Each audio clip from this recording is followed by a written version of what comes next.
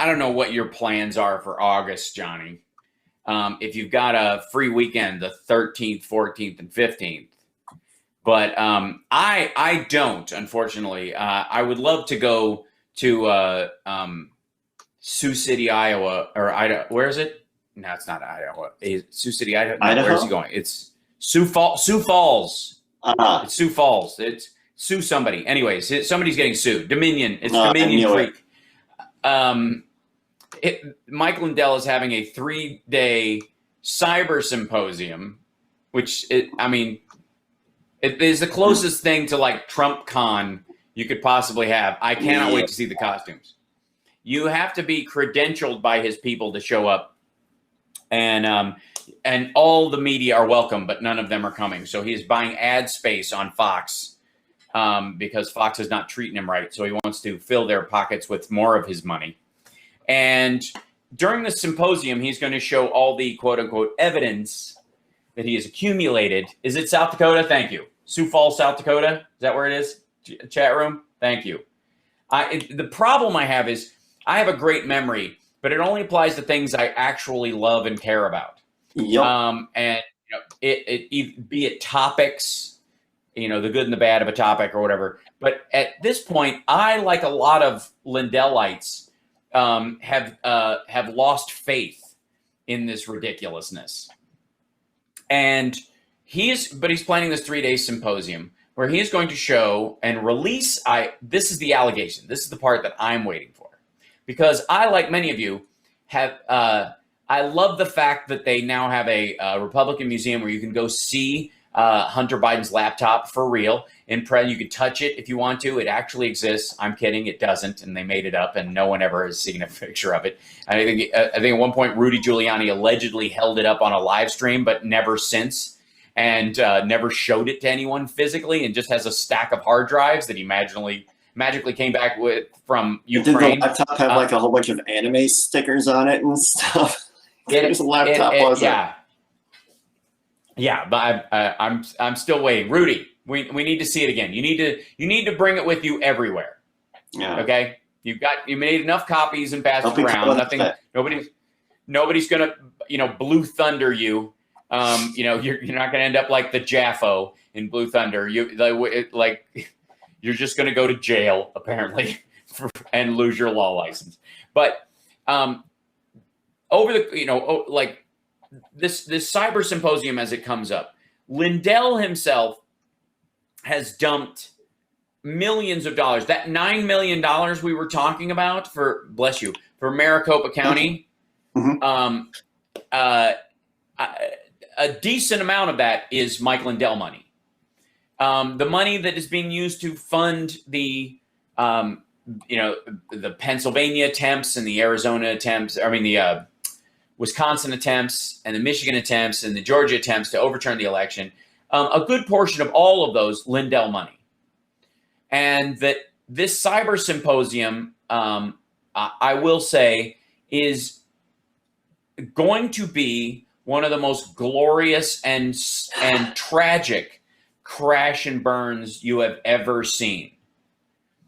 Because let me just cut to the chase.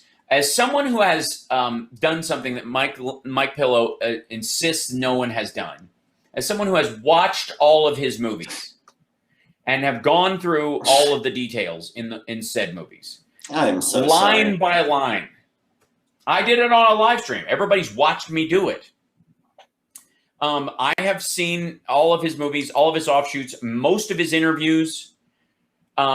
I am here to tell you that the packet capture thing that he is talking about, that allegedly was packet captures of the whole election on election night. Never mind the fact that when you see the pages, it will come up with dates that happened on the 4th and the 5th. So not election night, 3 days of packet captures, 37 terabytes, he says, of information. Never mind the fact that he says they contain the actual identities of computers that were hit and computers that were, the attacks were launched from, on the Alibaba servers from, curiously, their websites. Not not an IP you could look up simply by looking at the code of a website and insert it in an attempt to bilk a millionaire out of millions of dollars. Yeah. Not anything like that. But the best part about it is that all night long, he says that there were attacks happening from Spain and Germany and China specifically on our elections in Maricopa County and in Fulton County, Georgia, and all these places. And during that night, every time they attacked, Donald Trump lost votes in all of these areas over the course of the night on November 3rd into the morning of November 4th, on into the 5th. These packet captures show that these attacks happened and Donald Trump lost votes every time it happened. Measurable amounts of votes, 3,423 here, 15,165 here. This kind of like 785 votes from this county in this small group order. And these all night long, they're attacked from China. Here's the computer from China that attacked us. Here's whether or not the attack was successful. And here's how many votes Donald Trump lost. Yes, you heard me right. There is a column in this that tells you whether these attacks, alleged attacks, by the way, were successful or not. Okay. And the curious thing about them is that whether the attacks were successful or not, Trump still lost votes. Now,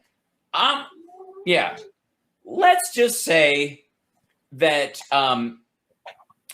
you're looking at the amount of cash on hand in a bank and a series of banks, not just a single branch, but all of Wells Fargo.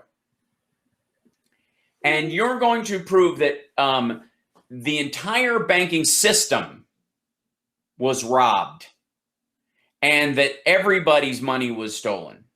And the way that you're going to show this is that over the last 10 years, there were a few bank robberies. And while those bank robberies were happening, during the exact same hour, people were making withdrawals.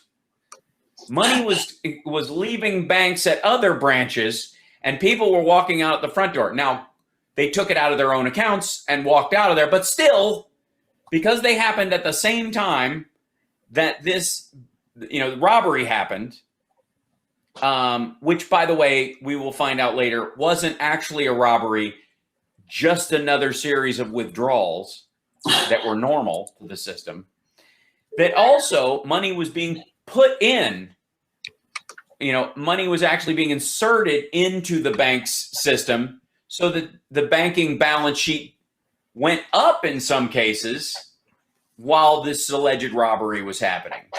That happened 8 years ago, but during the same hour as this. Okay, so the point I'm trying to make is,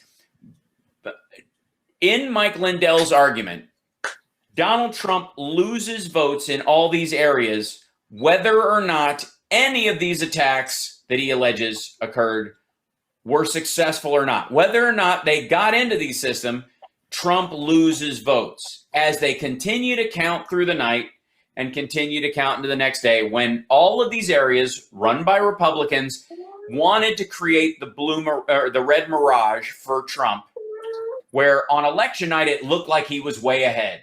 So they passed all these rules. You can't start counting the absentee votes until after midnight. You can't start. I hear that kitty meowing in the background. Yeah. It's so adorable. Yeah. That on through the next day, as they started counting Trump's, and Biden's votes, and Trump started getting further and further behind in these strongholds that he was counting on, that Republicans were trying to help him with this red wave. They were like, maybe this will give him the edge where he can claim victory on election night. And then if it's hair's breadth thin, like we think it's going to be, he can claim, enough fraud, 8,000 votes total, and kind of, George W. Bush his way back into office. Uh-huh. Right?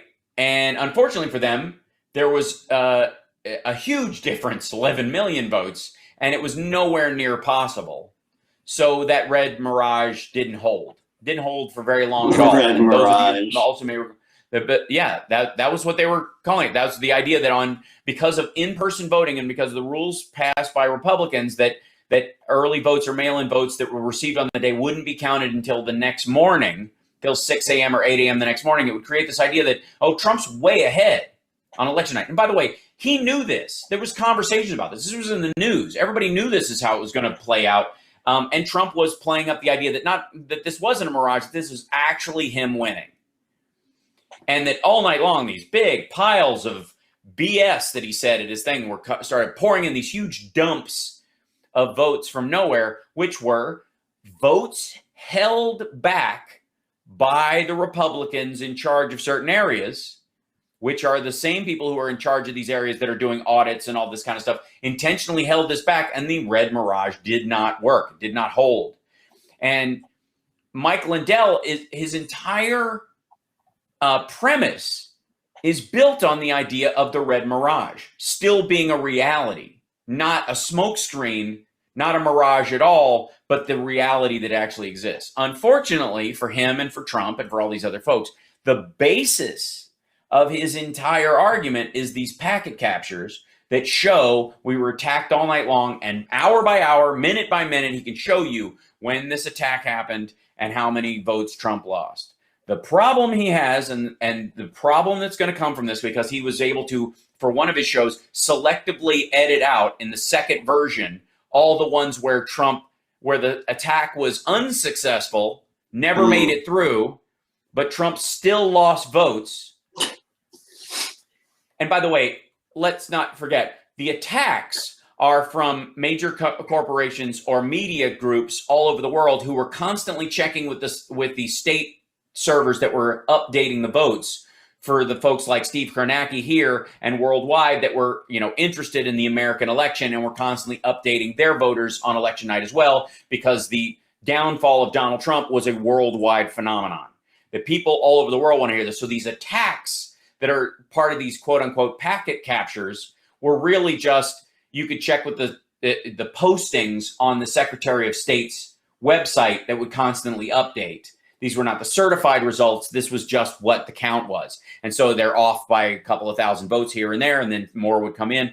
Those of us that, that stayed up all night were very aware that this was a constant rolling process, and a lot of these votes came in afterwards. Lindell is calling all of these attacks. So when, the German media groups and the British media groups would, basically, log in or update, or refresh the page, that packet capture shows an attack by the British on our election processes as they watch Donald Trump's votes go down. No. And he was able to selectively edit out parts of that and not show the ones in the second edit of his show, the shorter version of Absolute 9-0, which is what he called it, after Absolute Proof. Absolute Proof had the packet capture storyline. Absolute 9-0 is where he took out all the ones that showed unsuccessful attacks, and yet Trump lost votes, because basically it was just information. It was basically just artificial attacks. Whoever sold him this software demo happened, and then the real-time counts that were happening in reality, right? They just marched it up against reality. And if the Chinese attacked us a bunch of times and Trump still never got in, and Trump still lost votes, then this is just them watching the counting. And that's something he was able to hide in his fourth edit, but he will not be able to hide in the 72-hour live stream that they're going to present to the world on the 13th, 14th, and 15th. So I'm calling it right now that they are going to have technical issues on that day with their live stream that will specifically hide those factors. That's my prediction. I'm sticking to it. So we got to take a break. We'll be back right after this.